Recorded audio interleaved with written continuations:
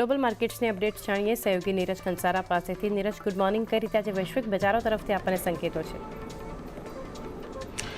જી ચારની good morning. આજના દિવસે આપણને થોડા ઘણા મિશ્ર સંકેતો જ ખાસ કરીને વૈશ્વિક બજારથી મળી રહ્યા છે। જુઓ, ગઈકાલે આપણને સૌથી પહેલાં યુએસના બજારો પર વાત કરી લઈએ તો જુઓ, ગઈકાલે આપણને લગભગ ડાઉ જોન્સમાં 301 પોઈન્ટનો ઉછાળો જોવા મળ્યો, નાસ્ડેક એક 0.5% તેજી જોવા મળી, S&P 500માં પણ એક તેજી સાથેનો જ કારોબાર ખાસ કરીને આપણને જોવા મળ્યો છે। એટલે અમેરિકાના બજારો ગઈકાલે સારી તેજી સાથે બંધ થયા અને એમાં પણ ખાસ કરીને ડાઉ જોન્સમાં જે 300 પોઈન્ટની તેજી આવી એ ઘણી મહત્ત્વની ગઈકાલે અહીંયાથી આપણને રહેતી જોવા મળી। બીજી તરફ સતત છઠ્ઠા દિવસે ગ્રીન ઝોનની અંદર આપણને S&P 500નું ક્લોઝિંગ આવતું જોવા મળ્યું છે અને 2 એપ્રિલના નીચલા સ્તરોથી નાસ્ડેકમાં પણ લગભગ આપણને 100 અંકોની એક રિકવરી આવતી જોવા મળી છે। એટલે એના પર એક ફોકસ ખાસ કરીને રાખવાનું છે। બીજી તરફ ટ્રમ્પના જે ટેન્ટ્રમ્સ હતા એ થોડા ઓછા દેખાઈ રહ્યા છે એવું અત્યારે તો ખાસ કરીને આપણને લાગી રહ્યું છે। ડોનાલ્ડ ટ્રમ્પે ટેરિફ ઘટાડવા માટેનો એક નિર્ણય કર્યો છે। કયા ઓટો ટેરિફ ઘટાડવા માટેનો અહીંયાથી ખાસ કરીને નિર્ણય કર્યો છે અને એક્ઝિક્યુટિવ ઓર્ડર પર તેમણે અહીંયાથી દસ્તખત કર્યા છે। તેમણે કહ્યું છે તમામ ઓટોમોબાઈલ પર 25% ટેરિફ લાગુ રહેશે, તમામ ઓટો કોમ્પોનન્ટ પર પણ 25% ટેરિફ છે લાગુ રહેશે, પરંતુ યુએસની અંદર જે કાર આવીને અસેમ્બલ કરવામાં આવે છે એને થોડી ઘણી રાહત આપવાની વાત અહીંયાથી તેમણે કરી છે। જોકે એનાથી કોઈ બહુ મોટો ફરક પડશે નહીં।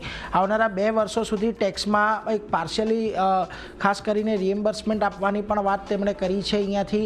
એટલે એ પણ એક ખાસ મહત્ત્વનું અને 1 મે 2026 પહેલાં અસેમ્બલ ગાડીઓને એક રાહત મળશે એવું તેમણે ખાસ કરીને કહ્યું છે। એટલે જો થોડી ઘણી રાહત અહીંયાથી ચોક્કસથી જે ટાટા મોટર્સ જેવી કંપનીઓ છે આપણે ત્યાં કે સોના BMW છે કે મધરસન સુમી છે એને થોડી ઘણી અહીંયાથી અસર આવતી દેખાશે।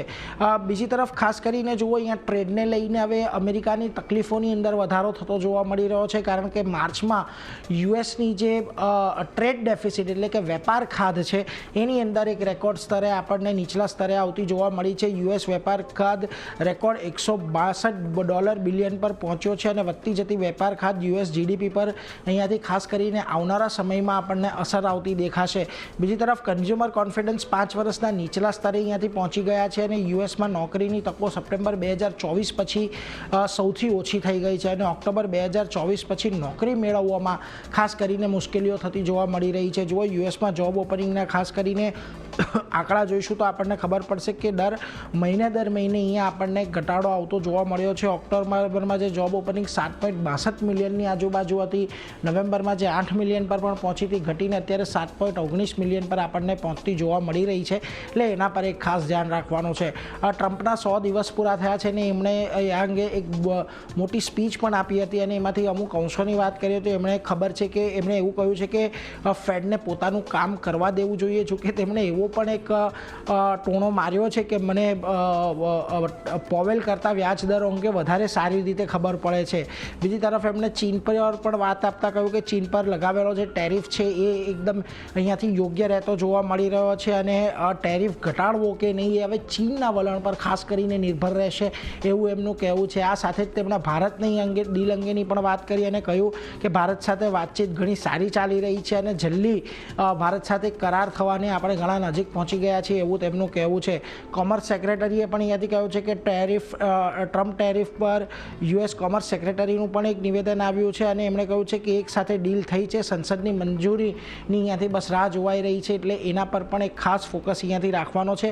આ બધા વચ્ચે યુએસ GDPના આંકડા પર આપણી નજર રાખવાની છે। Q1માં GDP 0.3% ગ્રોથની લઈને 2.4%ના એક ઘટાડાનું અનુમાન અહીંયાથી આપણને રહેતું જોવા મળી રહ્યું છે। એટલાન્ટા ફેડ અનુસાર Q1 GDPમાં લગભગ 2.2%નો ઘટાડો આવી શકે છે અને જો ઇમ્પોર્ટ સામાન્ય થઈ તો Q2માં એક રિકવરીની સંભાવના છે એવું તેમનું ખાસ કરીને કહેવું છે। એટલે અહીંયાથી GDPના આંકડા પર પણ આવનારા સમયમાં નજર રહેશે। પરંતુ આ બધાની વચ્ચે આજે જુઓ, તમને એશિયાના બજારો તરફથી કોઈ બહુ વધારે ઉત્સાહ જોવા નથી મળી રહ્યો। આજના દિવસે નિક્કેઈમાં આપણને એક તેજી જોવા મળી રહી છે, પરંતુ ફ્લેટ ટુ પોઝિટિવ કારોબાર ઓલમોસ્ટ છે। બીજી તરફ તાઇવાનની અંદર જુઓ એક સારી તેજી છે, કોરિયાના બજારો એક ખાસા ઘટાડા તરફી કારોબાર દર્શાવી રહ્યા છે। તો બીજી તરફ તમને હેંગસેંગ અને શાંઘાઈમાં પણ એક દબાણ તરફી જ કારોબાર જોવા મળી રહ્યો છે અને સિંગાપોરના બજારો એક થોડા ઘણા પોઝિટિવ આજના દિવસે છે, એટલે એના પર એક ખાસ ધ્યાન રાખીશું.